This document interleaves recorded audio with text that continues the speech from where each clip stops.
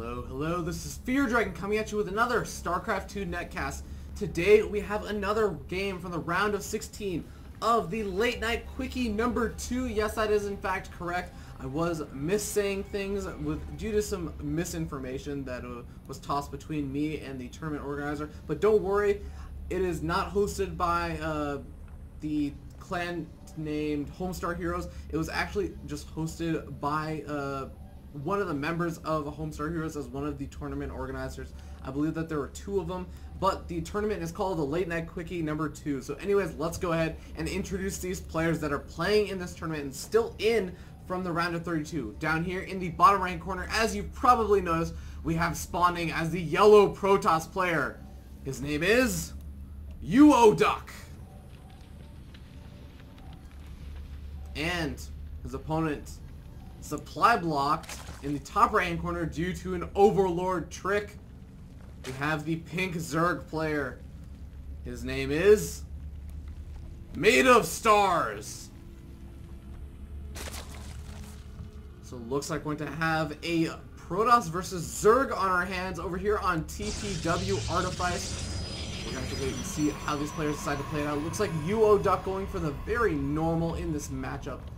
Forge, fast expand, and it looks like there he's going to be looking to do a Forge first, followed by a Nexus. I do really like this build. I feel like this is one of the safest or safer ways to play. You just kind of say, hey, you know what? I'm going to go for the Forge, and having that Forge out means that you're not going for a Nexus first. It does mean you have a much higher likelihood of surviving any kinds of 6 pools, 7 pools, etc., etc. You do have to be a little bit careful, though. You have to make sure that if you do, in fact, scout something that could be potentially dangerous, that you immediately throw up those cannons. But for now, looks like we're just going to see the Protoss player gathering up those minerals for his Nexus. Meanwhile, looks like MadeofStars realizing that his opponent has not scouted him just quite yet. He's actually going to feel pretty gosh darn comfortable throwing down that natural expansion. Actually, no, it looks like the probe does now scout him out, but unfortunately for him, the hatchery's already thrown down. There's nothing he can do about it except for try and go for the cannon rush.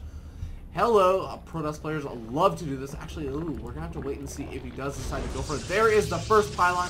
Something you always have to be very careful of when you are a Zerg player. You have to be careful that if you do throw down that hatchery before the spawning pool, the Protoss player who does go for that Forge Fast Expand can just start throwing down some cannons. And unfortunately for MadeofStars, this is completely out of vision. Unfortunately, I feel like this is one of the reasons why I think Zerg players should go ahead and rally one of their overlords, I think their second overlord, over to their natural so they can scout for this kind of stuff. But unfortunately for him, the cannon is already going down, and there's some nice placement. I believe that only 1, maybe 2 units will be able to attack that. Where are the drones being pulled? The hatchery is finished, so it looks like he can't have the opportunity to just cancel this. But he is taking a 3rd already. We're going to have to wait and see if that's actually going to work out for him. At this point in time, this cannon's most certainly going to finish at this point, and it's going to start hammering away at that hatchery. Will MadeofStars be able to produce enough Zerglings to really defend against us? I don't think so, and I think he even realizes it. He's just saying, okay, I'll make 2 Zerglings. Oh no, actually, he's just making a lot more Zerglings. He realizes that eventually he has to get this cleaned up, but I'm not sure if he can clean this up right now. There we go. This is the kind of decision making I do like. Making additional drones. He should know that he will not be able to clean this up before that hatchery does go down without trading very, very cost ineffectively. So he's just going to go ahead and drone up a little bit more, use the fact that he has larva over here, get that queen out, and he has that 3rd expansion coming up. So yes, he's going to be at a bit of a loss because he's losing this hatchery, but he's not going to be out of the game by any means whatsoever. We do see, in the meanwhile, a cybernetics core going down, so the Protoss player getting his usual tech up, getting those gas geysers up. A very important part of every Protoss player's arsenal is to have that gas, otherwise you can only make zealots and cannons. And while this cannon might convince you that, hey, cannons are really good, don't knock them, you can't just win with cannons unless... Okay, you can just win with cannons, but looks like MadeofStars playing relatively well. He does show a pretty decent level of knowledge on how he should be playing his race, so I don't think he's going to be losing to cannons in this game, at least at this point in time. But anyways, we do see that MadeofStars is a little bit supply blocked. I'm actually really curious what caused that supply block. I think that it actually might have just been that the hatchery gives you 2 supply, and you have getting supply box from that. But now we do see the probe trying to get out, taking out the pylon. I'm actually not sure if that was completely worth it, as just being able to have this cannon kill off a little bit more might have been worth it, but not going to matter as the spine crawlers are getting out. He could actually unburrow this, burrow this a little bit closer to that cannon and be able to poke it to death.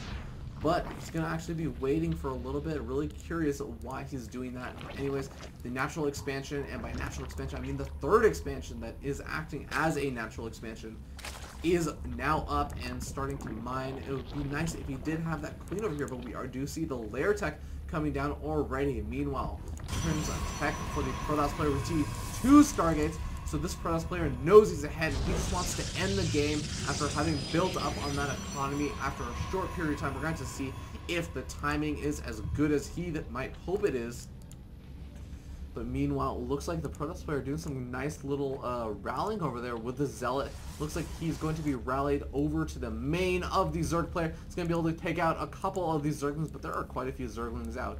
And unfortunately for MadeofStars, I don't actually... This is kind of what I was afraid of when he was making so many of those Zerglings against that cannon. I was really worried that he would be overproducing it, not making drones instead, which he really will desperately need. We can already see it's 27 drones to 49 probes. So UODuck in a fabulous position at this point in time. And unfortunately for UODuck, the Zealot won't do anything, but it's really not going to matter. Just the fact that he was able to force with this many units. Look at how many units there are just to take out that one cannon. MadeofStars can't really try and do like a great all-in off of just this army. You know, I don't know. It's going to be interesting because there are these 2 Stargates down. Void Ray number 1 will be popping out in just a second, and Void Ray number 2 is already on the way, as well as this one Phoenix. So I think if MadeofStars did try to do some kind of big all-in at this point in time, he would eventually get cleaned up and would still just be very far behind. So I don't think it's really a viable option for him. But at this point in time, you have to take a look at his drone count. Once again, 32 to 50 drones versus probes. It's not going so well for him, and he has to do something about this. And I'm really not all too sure what. He does have that lair finish, and not many drones mining over here, actually. This is a very interesting decision, but he does have a lot of gas income at this point in time. He has 4 gas income in comparison to the amount of minerals he's getting. I'm really curious to see what he's going to end up doing with that, as he is already floating about 1,000 gas. He might be going for some kind of muleless play, maybe hoping to catch his opponent off guard, as some people do like to say. Protoss players think when they're behind, when in behind, DT Shrine, and for Zerg players, you can also go for muleless, just because if you get a good enough harassment, you can make a comeback into the game. But we're going to have to see if that would work out, as there are some Phoenix out on the map already, as well as a couple additional Void Rays. And these Void Rays are actually being completely hidden. Look at a modern or MadeofStars vision at this point in time. He knows that there is a Forge Fast Expand, excuse me, but he doesn't know anything else on the map. All of his overlords are kind of sitting over at home, and he's just going to get completely caught off guard by this. Does he even have an evolution chamber? I have to ask. And it doesn't look like he does have that lair tech, but nothing to do with the lair tech. He does not have a Hydralisk Den, he doesn't have an infestation pit or a spire. So it looks like this might actually just be GG. I'm pretty sure he's not going to be able to produce queens fast enough, folks. I'm really sorry. I hate to kind of spoil the excitement on this, but this might just...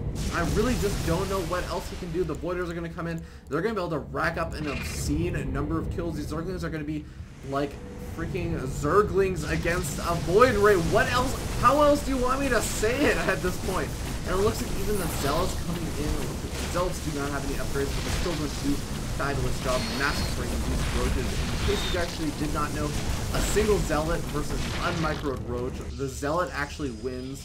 So having more Zealots than roaches really does not help MadeofStars' position at this point in time. The Void Rays and the Phoenix and the Zealots are going to come in, and yeah, this is definitely going to be a little bit painful, but at this point, you know, I think MadeofStars is kind of like in awe. This was a best-of-1 series. The Hydralisk Den is now out, and there are actually 5 4-colors going now, but I don't think it's going to be enough.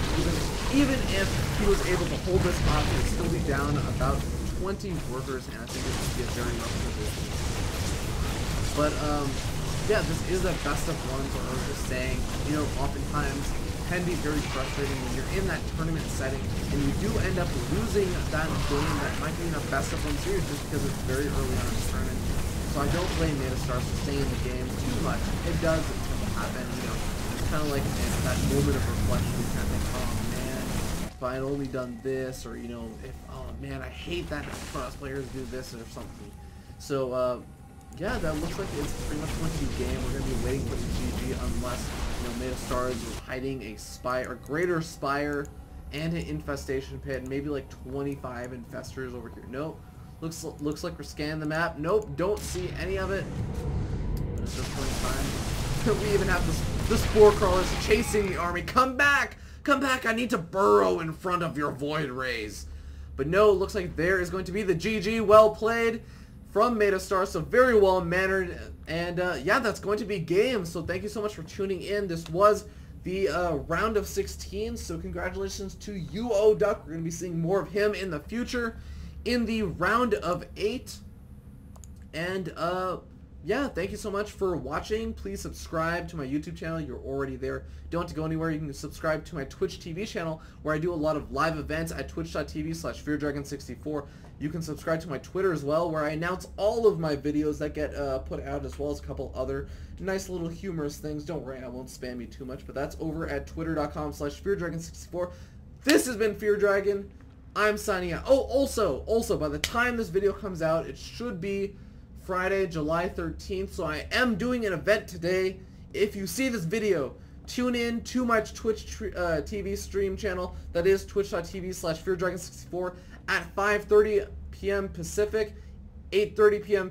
Eastern. You can do all the time zone conversions if you're not in either of those. I am doing an Amazon full-timer versus intern show match. It's called the Battle of the Ages, and it's going to be a live broadcast. We're going to have a live audience. I'm also going to be next to the live audience, so it's going to be super awesome. And while you're waiting for this to happen, because I think that you might be watching this around like 12 o'clock, maybe 1 o'clock, maybe in like 3 o'clock, you can go ahead and tune into the last Battle of the Ages cast. That should be in my history of videos. Just go back, it's maybe like 6 or 7 videos back. But anyways, watch that until the games start, and then go ahead and tune in. Make sure you join, be active in the chat. I will be reading it. I won't keep you guys any longer. Thank you so much for tuning in. I'll see you guys next time.